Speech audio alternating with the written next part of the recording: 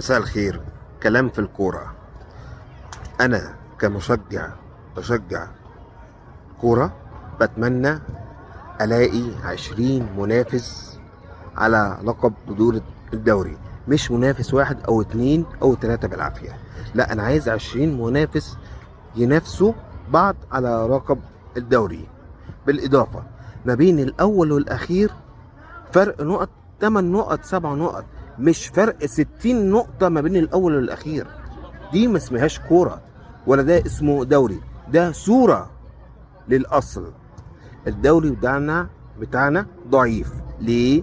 عشان عندنا منافس واحد بالعافية. هما للأسف خلوا الأهلي والزمالك الأساس والأصل، والفرق التانية خلوهم صور وكمالة عدد، وعشان كده الدوري بتاعنا ضعيف. بالإضافة عندك كام واحد محترف في الدوري بتاعك؟ يتعدوا على الصوابع، 3 4 5 لعيبة، 6 لعيبة. انت لعيبتك محترفة بره كام واحد؟ برضو يتعدوا على الصوابع.